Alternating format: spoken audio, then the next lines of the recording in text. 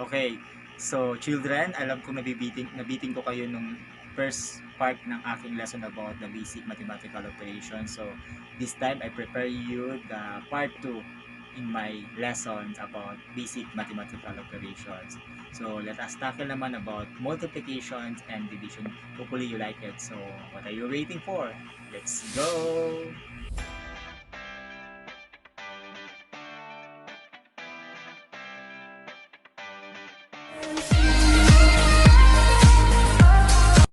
Hi everyone, so I'm Sir J, your mathematics teacher in this channel. So don't forget to like, share, and subscribe my channel. So thank you.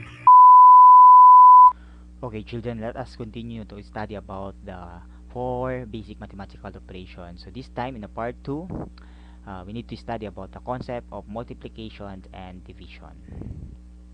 Now, what is multiplication? When you say multiplication, that is repeated addition or the act or process of multiplying or the state of being multiplied. I have here the example. We have 5 times 3 equals 15, right? So, easily, kasi repeated addition, we have 5 times 3 equals 5 plus 5 plus 5. Okay? We have here the multiplication table from 1 to 10. Okay? Escape counting lang. 1, 2, 3, 4, 5, 6, 7, 8, 9, 10. 2, 4, 6, 8, 10, 12, 14, 16, 18, 20. Again, you need to memorize the multiplication table. Do not escape this, children. Okay, continue. Now, to good also to in multiplication, you need to identify the numbers or the area in the multiplication. Now, the green one here or the green number that we called multiplicand. Again, that number 3 are called multiplicand. Next, the number 6 or the blue number are called multiplier. Okay? Next, the total of multiplication that we called product. Okay? Again, the green one we call that multiplicand, the blue one we call that multiplier, and the total red one we call that product. Okay, next, how to solve 1 to 2 digits multiplier. Okay, here the two examples. Letter A, we have 34 times 5, and letter B, we have 134 times 32. Okay, Then so I'll show you how to solve 1 to 2 digits multiplier. So first we have to solve letter A. So we have here the given number 34 times 5. So first we have to write in a vertical form. Okay, 32 times 5. Okay, then first to solve here is to multiply the ones place. So 5 times 4. Okay, then followed by the tens. Okay, go. 5 times 4 become 20. Do not write this way because that is wrong. You can put 2 on the upper number of 3. Okay, then 3 times 5 become 15 plus 2 become 17. So the answer of letter A is 170. Now how about letter B? Sa letter B naman, we have the given number of 134 times 32. So again, isulat natin siya into vertical form. 134 times 32. So what we are going to do, first we have to solve ones until after that we solve tens. Okay, 2 times 4, 2 times 3, and 2 times 1. Okay, now 2 times 4 become 8, 2 times 3 becomes 6, then 2 times 1 become 2. Then after that, you solve the tens multiplier. Okay, since na tens man siya, meron siya lagay siya 0 dito. So dito ka maglagay ng first answer. 3 times 4 become 12. Okay, carry 1. 3 times 3 become 9 plus 1 become 10. Carry 1. Then 3 times 1 become 3 plus 1 become 4. So then after that, children, you need to add the two rows or two group of numbers. So 8 plus 0, 8. 6 plus 2, 8. Then 2 plus 0, 2. Then 4. So therefore, letter B, the answer is 4,288. Okay? okay, let us continue, children. So this time, I teach you the short process of how to solve multiplication. So we call this matrix multiplications. So in your right side, children, meron siyang mga dot dyan. Ayan, that is represent of the numbers. Okay, this is the represent to the multiplicand numbers, and this is the lower dot, that is the represent of multiplier numbers. Okay, now this is the first step, this is the second step, and this is the third step. I show you. Okay, first step, we need to multiply tens. Second step, cross multiply then add. Okay, ito yung second step, cross multiply then add. The third step is to multiply once. Okay, now let us show you. Okay, children, so this time I will show you how to solve the matrix multiplication. So we have here the example 42 times 25. So, gagawin muna natin, children, you write that into a vertical form. Okay? 42 times 25. Okay, short method to, children, ha. So first, gayahin na natin yung step 1. Step 1, multiply tayo ng tens. Ito. So 4 and 2. So 4 times 2, children, we have 8. Okay, next dyan is cross multiplication then add. So dito muna tayo, 4. Ito, 4 times 5 become 20. Then 2 times 2 become 4. So, i-add lang natin ng dalawa, magiging 24. Okay? So, 24. So, 4 dito, magiging 2 dyan, children. Okay, gets nyo? Then, after that, the last step, multiply by 1s. Okay, here. 2 times 5. 2 times 5 become 10. Very good. Okay, lagyan natin dyan. So, short, magiging 0, 5, and 10. So, the answer of 42 times 25 is 1,050. Okay, stop.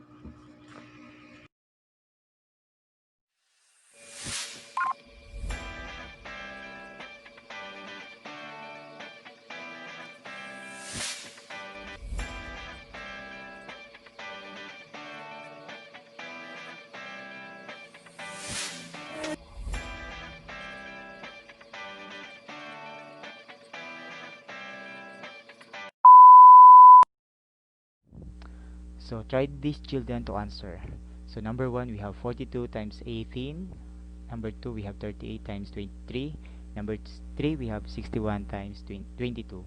So answer this. I give you 3 minutes to answer. Okay, don't forget to pause when you answer. Okay, let us check. Number 1. So 42 times 18, the answer is 756. Number 2, the answer is 874. And number 3, the answer is 1342. Who got 3? Okay, very good. Okay, next, let's proceed. So another tricks of solving in multiplications. We have box multiplication, long method, and mental multiplications. Okay, another tricks of solving multiplication. Now, next, okay, find the product of the following. Okay, try to solve these, children, in your house. Okay, okay, let us continue, children. So this time I teach you how to identify or to know the concept of division. When you say division, it is the inverse multiplication or a method of distributing a group of things in equal part. So we have here the example, 10 divided by 2 is equal to 5. Okay, so 10, grupo mo siya ng dalawa. Okay, meron siyang 5. Okay, that is the concept of division. So now let us identify divisions.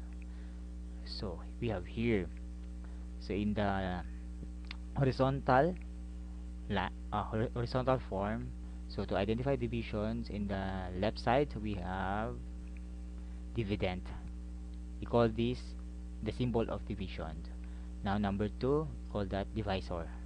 And then the total number, we call that quotient. Kung merong remainder, we call that 1. Kung meron siyang sobra, we call that remainder. Okay, next, in the long method of division, to identify, so yung answer, we call that quotient. Yung nasa loob, the inside of symbols in division, we call that dividend. And yung nasa labas na number 2, we call that divisor. Okay, pag may remainder, yan, so that we called, or may sobra, we call that remainder. Okay, next, so So we have two types of division. We call that short method and long method. In short method, we write that into a horizontal form. In long method, we write that into a vertical form. That is the process. Step 1, we need to divide the tens. Okay? Pero pag malaki yung number, so hindi pwede mo siya divide mo siya into 2-digit number. Pag malaki yung divisor. Okay? Now next, so followed by divide by 10. Ayan. Okay? So next, ito yung process niya. So subtract lang. Okay? Then divide the ones. Okay? 24 divided 4 becomes 6. 6 times 4 becomes 24. So hindi na ilagay nila dito. So therefore 64 divided by 4 equals 16. Okay? Again, 64 divided by 4 equals 16. Okay, next. So how to solve 2 to 3 dividends in division? Okay? So number 1. So we have 64 divided 8. In number 2, we have 234 divided by 2. Okay, children, so I show you how to solve the 2 to 3 dividend in division. Okay, so the number 1, 64 divided by 8. So simple lang, diretso mo na yan siya kasi inverse multiplication mo yung division. So 64, grupo mo sa 8, so become 8. So baliktad mo lang siya, 8 times 8 becomes 64, okay? So how about number 2? So ganito, gamitan mo siya ng long method of division. 234, so that is dividend. So yung 2 nasa labas. So first, you need to multiply by hundreds. Ito. Okay, 2 divided by 2 become 1. Okay, multiply dito. So 1 times 2 becomes 2. So subtract. 2 minus 2 becomes 0. Then bring down 3. Okay, then divide by tens. 3 divided by 2 become 1. 1 times 2 become 2. Okay, subtract. 3 minus 2 become 1. Then bring down 4.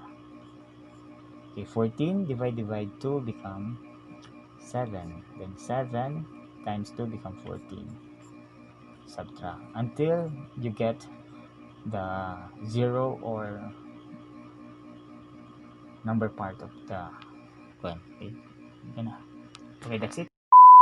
So another tricks of solving in division, we have ladder method and mental division. Okay? So I teach you that. Maybe I make another set of video about how to solve ladder method or using how to solve division using ladder method and mental division. Okay? Next, exercise number 1. So find the quotient, use different methods. So we have number 1, 81 divided by 9, and yeah, you can answer this, children, at your home. Okay, that's it. So thank you for watching. Hopefully you understand the concept of multiplication and division. Okay, I'm back. So, nagustuhan nyo yung lesson, children. So, hopefully nagustuhan nyo kasi makakatulong yan sa inyong pag-aaral about, or lalo na sa konsepto ng matematika. So, sana nabigyan ko kayo ng kaalaman about sa basic mathematical operation. So, sana magustuhan nyo yung video. So, don't forget, children, to share this video to your family and especially to your classmate out there. Okay? So, be happy all the time. So, thank you, children. Thank you, parents, watching there. So, God bless us all. Thank you.